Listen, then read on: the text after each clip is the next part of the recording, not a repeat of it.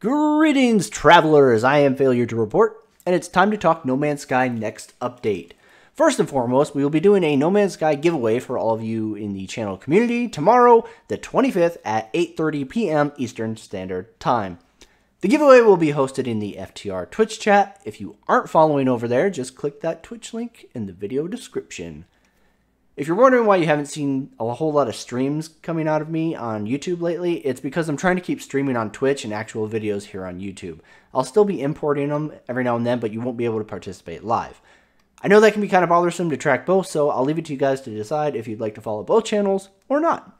But if you do click the follow on Twitch, you're going to get a notification for when we do the giveaway going live tomorrow. So, you know, maybe go ahead and click it or don't. Okay then. Now that we have that bit out of the way, let's talk about No Man's Sky next.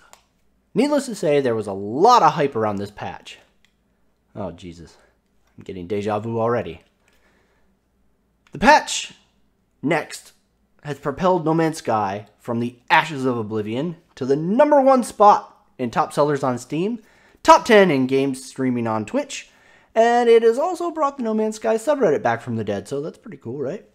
Needless to say, the hype was real, but the big question most people who haven't bought in yet are asking, is it worth it? So, I'm not going to be showing gameplay in this video, just so I can quickly get this out and address my concerns and praise for the update, so those of you sitting on the fence can weigh my opinion, hopefully against others, and then make an educated decision.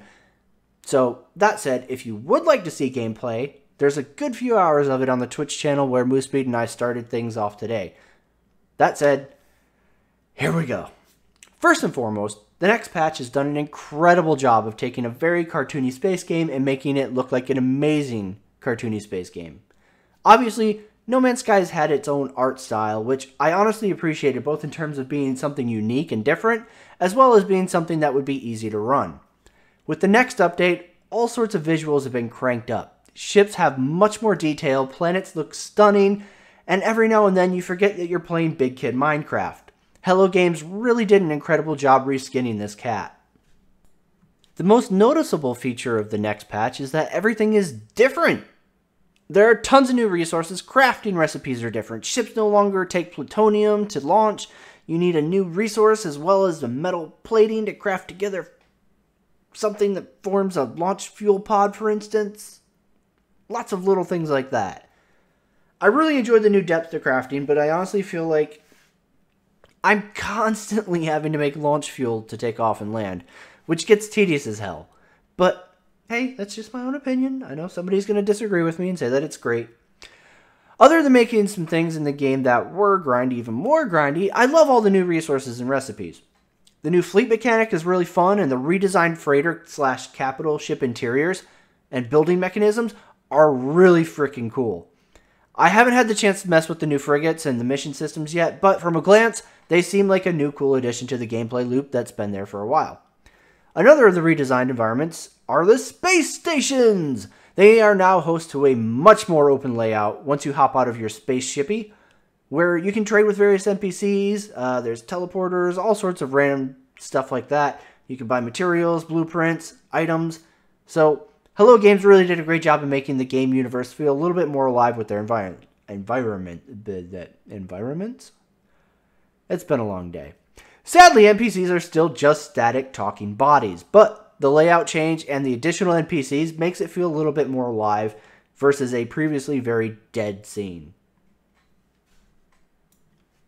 Oh no, we're trending negative. Oh well, might as well embrace it. So here's some of the bad. This guy right here, you see this guy? This guy's still a liar. Maybe not as openly this time around, but he's still duping people with his bullshit company communication. Unless Sean is planning to do an interview 2 years later where he blames Microsoft this time around for not being able to clarify what was coming in the next patch before people bought it, he's still up to the same crap. My two biggest complaints with Sean are these. 1. Multiplayer scope.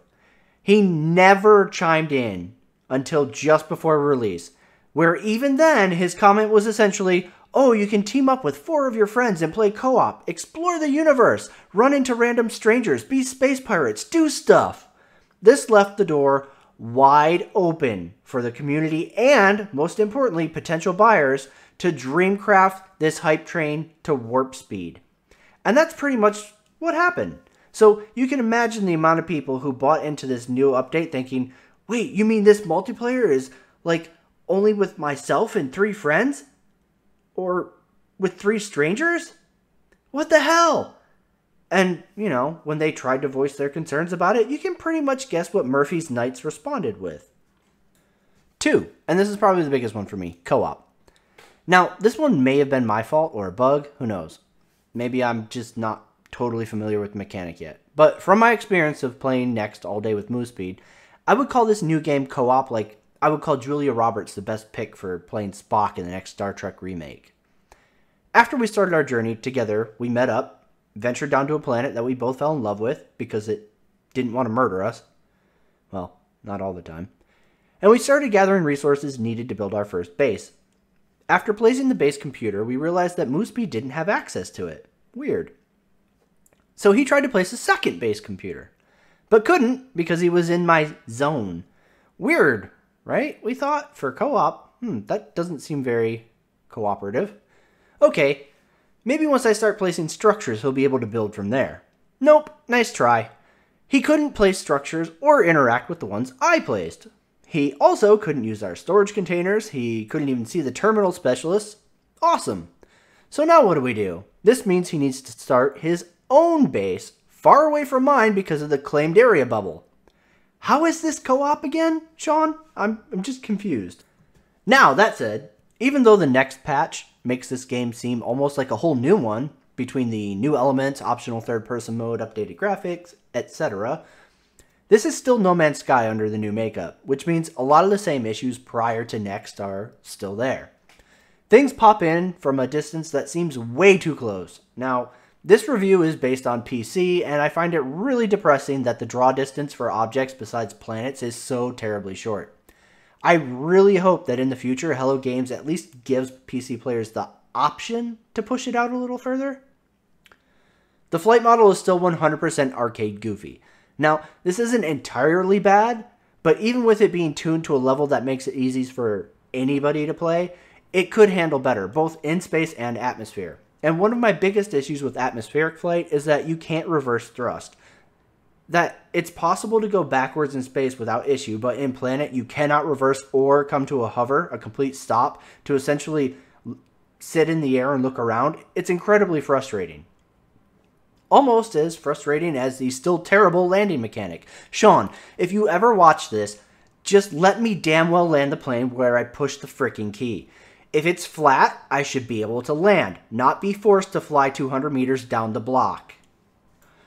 Inventory management seems to have gotten a lot better at first glance. You now start with a mind-blowing 24 inventory slots, which is like literally insane if you ever played the game before Next Update, because you used to have to start and manage with like 8 or something. It was terrible. So it seems like inventory management has taken a huge step towards making things more fun and less miserable. But then you consider all the additional resources you need for things like crafting launcher fuel, having to refine raw materials, and needing a mix of raw and refined stuff on hand constantly, and you quickly realize that, no, inventory management is still a pain. It doesn't feel as bad as it used to, but it's still frustrating at times. Now, my biggest gripe with the next patch for No Man's Sky is just the transparency issues. It would have been very easy for Sean to come out and in no vague words explain how multiplayer was going to work. Detail it clearly and be upfront.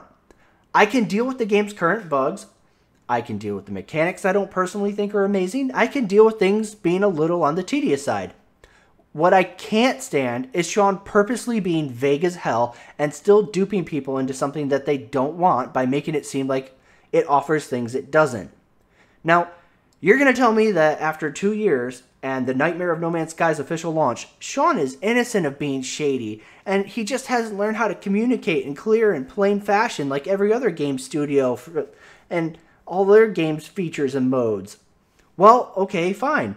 Maybe it's time for him to go hire a goddamn spokesperson, because he needs to get his ass off Twitter because he clearly can't use it to communicate what's going on with his fucking game. No Man's Sky isn't a bad game, it's a bad name.